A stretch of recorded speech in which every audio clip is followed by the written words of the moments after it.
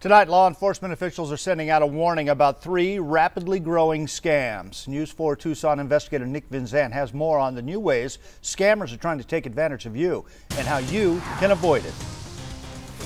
This is what one of the calls sounds like. We will have to issue an arrest warrant under your name. Arizona Attorney General Mark Brnovich says the number of calls like this have gone up nearly 1,000%. In the old days, people needed a ski mask and a gun to steal all your valuables or steal your money from you. Now all they need is a phone or a computer. The calls come from different numbers, but each time it's the same.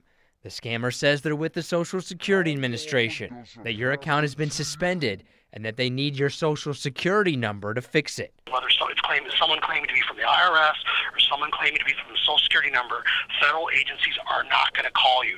Another growing scam targets Netflix users with an email like this one saying you need to update your payment information. Don't believe it. It's a phishing email used to hack into your personal information and steal your money or identity.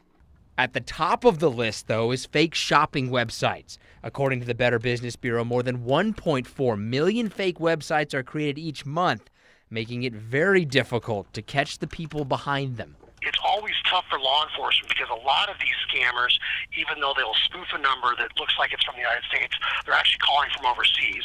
Now, if you feel like you might be a victim of one of these scams, contact the Attorney General's office or FTC. The best way to protect yourself, remember, government agencies don't call, and that if it sounds too good to be true, it is. And if you have a story you'd like us to investigate, email us at investigators@kvoa.com or call 520-955-4444. For News 4 Tucson, I'm Nick Vinzant. It's been more than a year since the Tucson Fire Department has had a chief. Joe Galata has been serving as interim chief during that time. News 4 Tucson sat down with Galata to see what the year's been like. Galata says the department has gone through a lot of changes, and TFD is now starting to get out of a 10-year stalemate from the city's recession.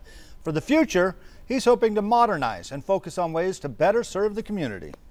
The title is interim, but I'm going full bore ahead as the fire chief as I'm doing things. You know, I'm not thinking of myself as kind of a lame duck chief. I am doing the things that are going to prepare this organization for the future and taking care of the men and women of this department right now and today, as well as making sure that we're providing outstanding customer service to the community.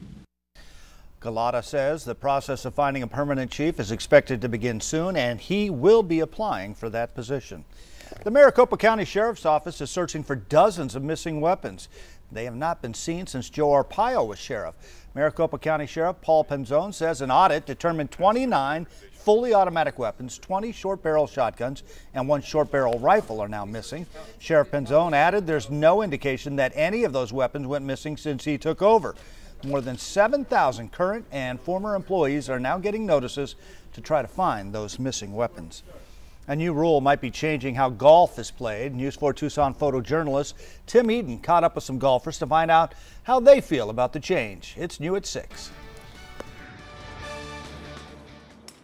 Right now there's a new book out, so everybody's starting to study the new book for rules.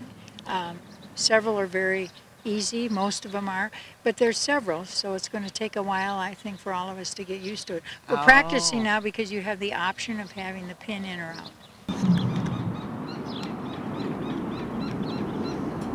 I think it's 6 one, half dozen the other. If you leave it in, you can probably hit the hole with a little more accuracy.